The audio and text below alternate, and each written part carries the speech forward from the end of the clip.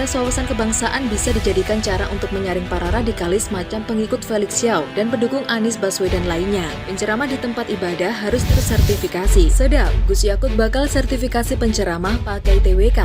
Kadrun panik, ditulis oleh Manuel dari siu.com.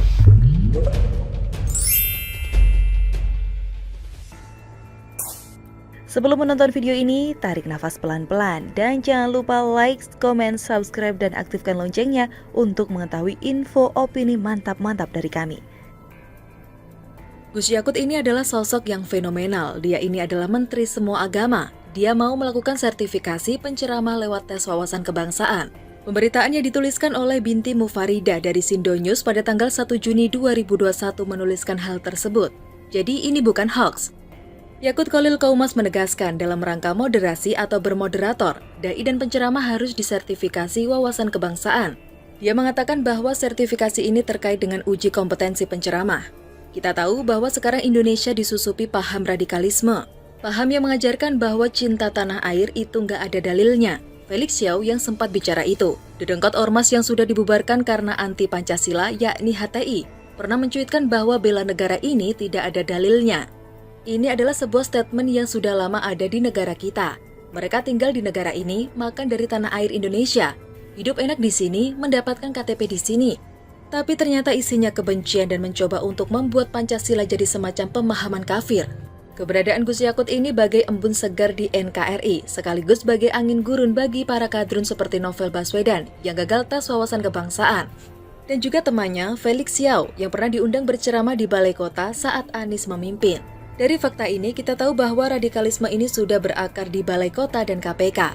Makanya, gak heran jika ada 75 kadal guru yang gagal tes wawasan kebangsaan. Gus Yakut mengatakan dalam melakukan moderasi beragama, ada bimbingan yang harus dilakukan. Salah satunya dengan melakukan bimbingan kepada para dai dengan menggandeng peran ormas Islam dan lembaga dakwah. Pelaksanaan bimbingan teknis kepada para dai juga sejalan dengan upaya penguatan moderasi beragama yang dicanangkan dalam RPJMN 2020-2024. Para dai yang sudah mengikuti BIMTEK akan memperoleh sertifikat kompetensi yang diterbitkan oleh Kementerian Agama. Diharapkan para dai yang sudah terbina akan bertambah wawasan serta kompetensi keilmuannya dan memiliki integritas kebangsaan yang tinggi untuk mensyiarkan dakwah langsung pada masyarakat tempatnya berdomisili melalui pendekatan kultur dan budaya setempat, ungkap Yakut dalam rapat kerja dengan DPR RI Komisi 8. Gus Yakut ini adalah sosok yang benar-benar memahami betul keadaan bangsa ini yang sedang sakit dan dimabuk agama. Kalau dimabuk cinta membuat kita jadi waras, tapi kalau dimabuk agama membuat kita jadi gila. Saya nggak bicara hanya dalam agama tertentu, semua agama memang begitu. Sebagai contoh saja agama Kristen. Saya sengaja ambil contoh Kristen karena saya agama Kristen. Di agama Kristen ada saja pendeta-pendeta radikal yang nggak jelas yang dulu keluar-keluar dalam nama Tuhan Yesus. Minta badai pandemi diam dan tenanglah. Tapi ternyata makin mengganas. Inilah akibatnya dari tidak pahamnya pendeta dengan ilmu pengetahuan dan integrasi dengan berbagai bidang.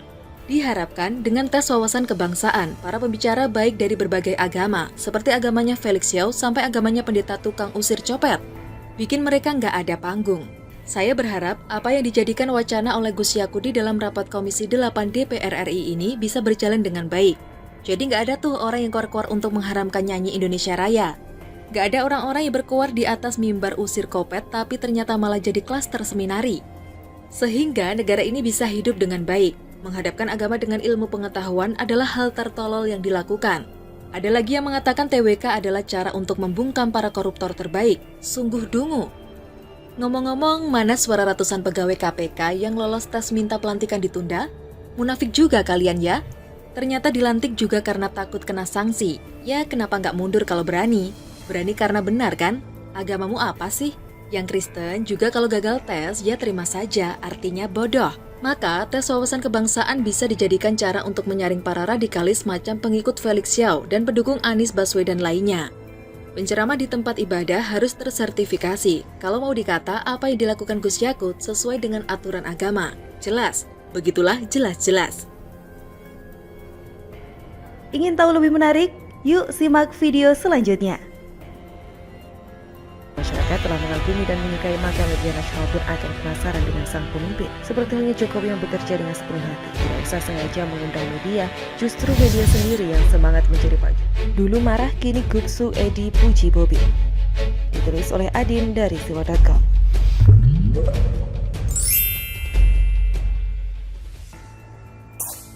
Sebelum menonton video ini, tarik nafas pelan-pelan dan jangan lupa like, comment, subscribe, dan aktifkan loncengnya untuk mengetahui info opini mantap-mantap dari kami.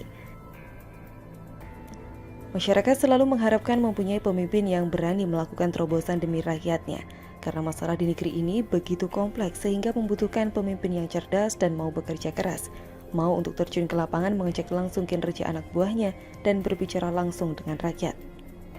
Tapi sebagian masyarakat ada juga yang apatis dengan pemimpinnya. Mereka tidak begitu berharap banyak karena menganggap asal tidak korupsi, cukup melakukan tugas normatif sebagai seorang pemimpin itu sudah mending alias lumayan. Karena ternyata sekedar untuk tidak korupsi dan hanya melakukan tugas-tugas normatif saja tidak mudah. Para pejabat tinggi mempunyai kondisi yang menggoda. Posisinya yang tinggi, godaannya pun jauh lebih tinggi. Jadi sebenarnya pejabat tinggi yang normatif itu sudah luar biasa. Jokowi dikenal sebagai presiden yang luar biasa, gila kerja dan terbukti kerjanya. Harapan rakyat menginginkan munculnya karakter Jokowi berikutnya. Apalagi Presiden Jokowi masa baktinya akan berakhir tahun 2024 nanti. Masyarakat berharap kepada generasi berikutnya bisa menjadi presiden sebaik Jokowi bahkan lebih. Sosok Gibran dan Bobi Nasution kini menjadi sorotan sebagai pejabat publik yang merupakan bagian dari keluarga Jokowi. Di Pulau Sumatera, wali kota Medan yang merupakan menantu Presiden Jokowi Bobi Nasution juga tak luput mendapat sorotan. Tindakan Bobi yang memecat Kepala Dinas Kesehatan Kota Medan mendapat respon keras dari anggota DPR RI asal Sumatera Utara. Kini Bobi seolah mendapat lawan perang baru dan orang ini lebih berat, karena lawannya bukan kaleng-kaleng, tapi atasannya sendiri yaitu Gubernur Sumatera Utara Edi Rahmayadi. Wali kota Medan dengan Gubernur Sumatera Utara ini terlibat ketegangan yang terekspos ke publik. Wali Kota Medan Bobi Nasution menyampaikan protes kepada Gubernur Sumut Edi Rahmayadi soal lokasi karantina WNI yang baru tiba dari luar negeri. Bobi mengatakan Pemprov menentukan lokasi karantina WNI yang baru tiba dari luar negeri di Medan, namun tak berkoordinasi dengannya. Dia menyebut lokasi karantina para WNI yang baru tiba dari luar negeri itu tersebar di 5 hotel dan beberapa kantor milik Pemprov Sumut yang ada di Medan. Dia menilai harusnya Pemprov Sumut memberitahu Pemko Medan soal lokasi karantina itu. Rupanya pihak Gubernur Edi atau pemerintah Provinsi Sumatera Utara tidak memberitahu secara resmi kepada Wali Kota Medan tentang penunjukan tempat karantina bagi WNA. Entah apa yang melatar belakanginya, apakah lupa atau mereka menganggap tidak perlu, sedangkan dalam birokrasi biasanya memerlukan formalitas akan segala hal, apalagi tentang COVID-19. Konflik antara Wali Kota Medan dengan Gubernur Sumatera Utara kini tampaknya mulai mereda. Gubernur Edi yang dulu mengatakan tidak peduli siapa Bobi, kini malah memuji kinerja menantu presiden tersebut. Edi Rahmayadi memuji langkah Wali Kota Medan Bobi Nasution melaksanakan isolasi lingkungan yang tinggi kasus corona. Dia menilai hal itu menunjukkan kinerja wali kota.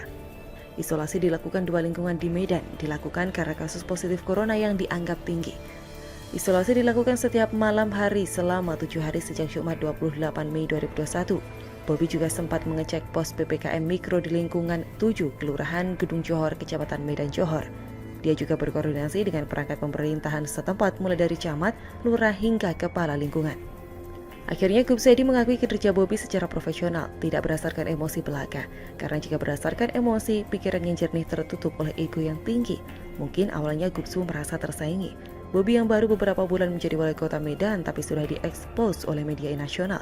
Sedangkan dirinya yang lebih lama tidak juga mendapat kesempatan yang sama. Jika setiap masalah ditanggulangi dengan solusi yang tepat, maka masyarakat akan berterima kasih dengan caranya sendiri. Jika masyarakat telah mengagumi dan menyukai, maka media nasional pun akan penasaran dengan sang pemimpin. Seperti halnya Jokowi yang bekerja dengan sepenuh hati. Tidak usah sengaja mengundang media, justru media sendiri yang semangat mencari Pak Jokowi dimanapun berada. Karena apapun yang dilakukannya akan menarik bagi masyarakat Indonesia.